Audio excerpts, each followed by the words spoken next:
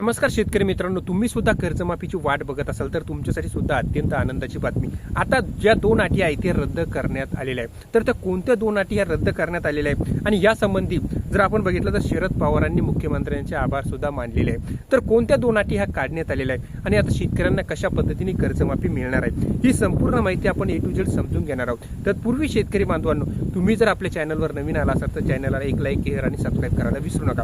चला तर आता आपण आपल्या व्हिडिओला सुरुवात करूया. तर शेतकरी बांधवांनो, आपण जर बघितलं तर पुण्यश्लोक अहिल्यादेवी होळकर शेतकरी कर्जमाफी योजना 50,000 रुपयापर्यंत लाभ देण्याची मर्यादा आता काढून टाकण्यात आलेली आहे. पूर्वीची मर्यादा होती ती 50,000 पर्यंत लाभ देण्याची होती.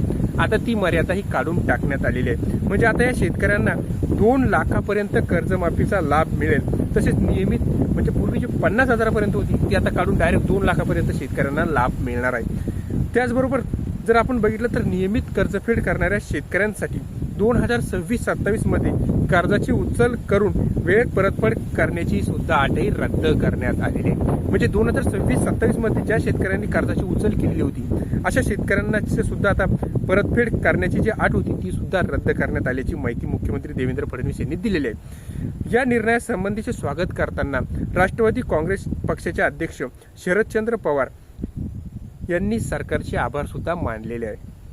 जर आपण बघितलं तर सततच्या नैसर्गिक आपत्ती असो, शेतमालाचे कोसळलेले भाव असो, त्याचबरोबर या पार्श्वभूमीवर राज्य सरकारने कर्जमाफी योजना जाहीर केलेली होती. आपल्याला माहिती आहे आपल्या राज्य सरकारने कर्जमाफी योजना पुण्यश्लोक अहिल्यादेवी होळकर जाहीर केलेली होती आणि तिची डेडलाईन सुरुवात ठरवण्यात आलेली होती 30 जून 2026 पर्यंत. आणि परंतु अद्याप सुद्धा शेतकऱ्यांना कर्जमाफी मिळालेली नाही. त्याच्यानंतर पुढची जी डेट ठरली ती ठरली होती 5 जुलै. परंतु आता जर आपण बघितलं तर 5 जुलै सुद्धा निघून गेलेले आहे, परंतु शेतकऱ्यांच्या याद्या अजून सुद्धा प्रसिद्धच झालेल्या नाही. अशातच जर आपण बघितलं तर सदरील कर्जमाफी योजनेत शासनाने 2019 मधील शेतकऱ्यांना कर्जमाफीचा लाभ घेतलेल्या शेतकऱ्यांना म्हणजे 2019 मध्ये ज्या शेतकऱ्यांनी कर्जमाफीचा लाभ घेतलेला होता अशा शेतकऱ्यांना 50,000 रुपयापर्यंतचा कमाल लाभ देण्याची अट घातलेली होती.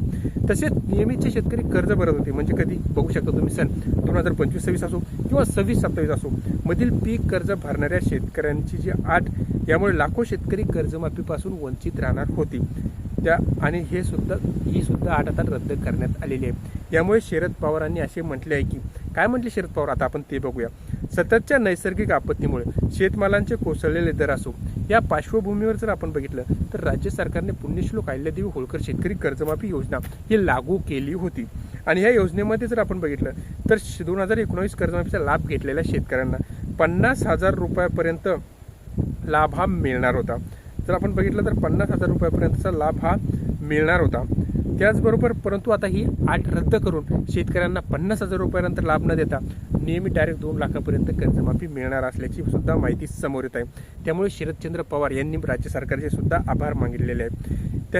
त्यांनी सांगितले की राज्यातील शेतकऱ्यांच्या भावना लक्षात घेत शासनाने दोन्ही ज्याच्या काठीच्या आहे त्या रद्द करून महत्त्वाचा असा निर्णय घेतलेला आहे. त्याबाबत सरकारचे आभार मानताना या दोन्ही अटी मागे घेण्यासंदर्भात लढा उभारणाऱ्या सर्व शेतकरी नेते, त्याचबरोबर राजकीय पक्ष आणि त्यांचे नेते, यामध्ये प्रमुख भूमिका बजावणारे आमदार रोहित पवार असो आणि त्यावर सर्व सहकाऱ्यांचे अभिनंदन असे पवार यांनी एक्सवर पोस्ट करताना सांगितलेलं आहे. हा तर शेतकरी लढ्याचा मोठा विजय असल्याची सुद्धा माहिती रविकांत तुपकर यांनी दिलेली आहे. म्हणजे शेतकरी संघटनेच्या ज्या नेत्यांनी या निर्णयाबाबत समाधान व्यक्त केलेले आहे. आमच्यासोबत झालेल्या बैठकीत कर्जमाफीच्या निकषाबाबत बदल करण्याचा शब्द दिला होता आणि बैठक संपताच सभागृहात त्याची घोषणा झाली.